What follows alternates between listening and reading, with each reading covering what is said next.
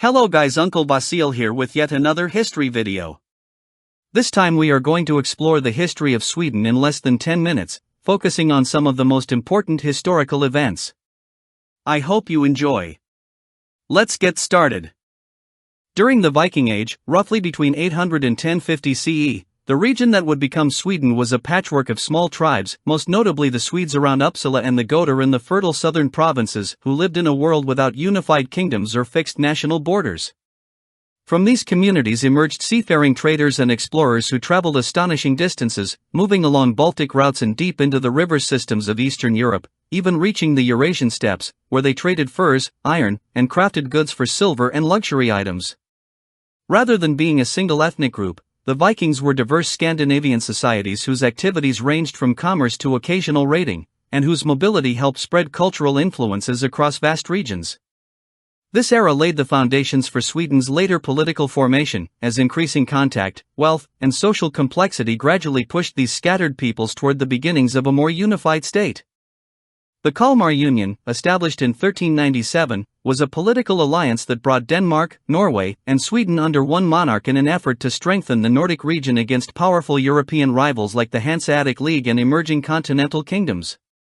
Although the union looked unified on paper, it was held together more by diplomacy and pressure than by genuine harmony, as Sweden's nobles often resisted Danish dominance and the centralization of power in Copenhagen. Over time, economic tensions, competing interests, and repeated conflicts, most famously the Stockholm bloodbath in 1520, exposed the fragility of the arrangement.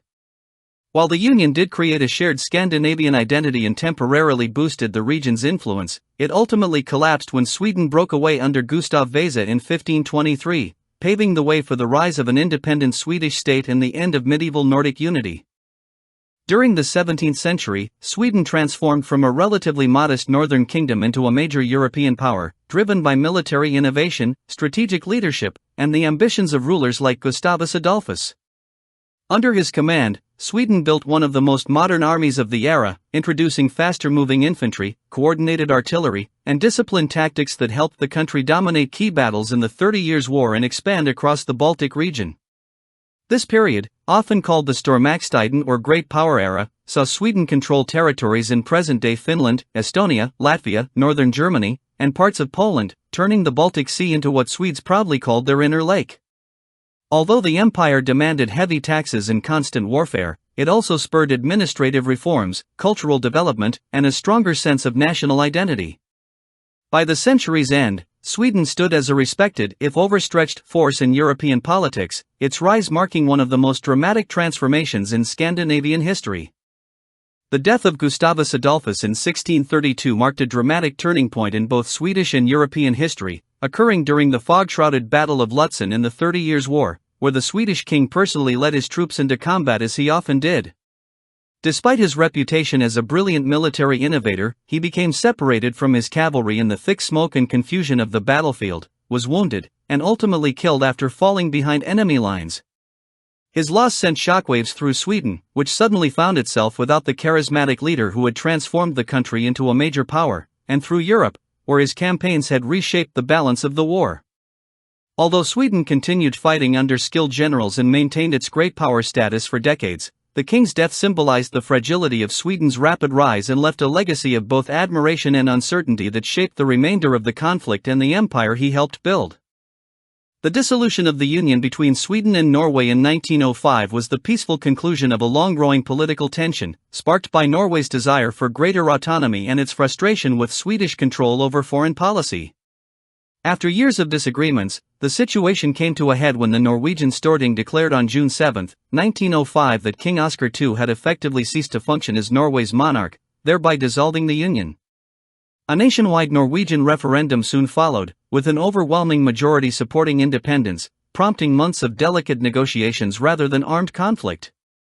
The two countries ultimately reached a peaceful settlement through the Karlstad negotiations, and on October 26, 1905 Sweden formally recognized Norway as an independent constitutional monarchy.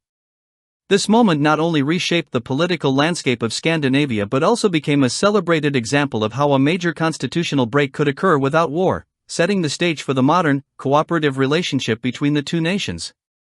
Throughout the 20th century, Sweden underwent a sweeping transformation that reshaped it into one of the world's most stable democracies and most comprehensive welfare states, driven largely by expanding political rights and ambitious social reforms.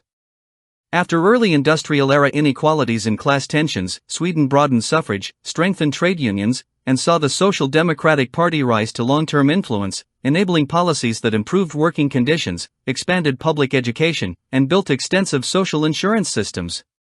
As the century progressed, Sweden introduced universal healthcare, generous parental leave, public pensions, and unemployment protections, all designed to reduce inequality and provide security from cradle to grave. These reforms were not simply top-down initiatives but the result of negotiation, class compromise, and a political culture that favored consensus over confrontation. By mid-century, Sweden had become internationally recognized for its egalitarianism, neutrality, and high living standards, creating a model of social democracy that shaped global debates about welfare, equality, and the role of the state. This is the end of the video, guys.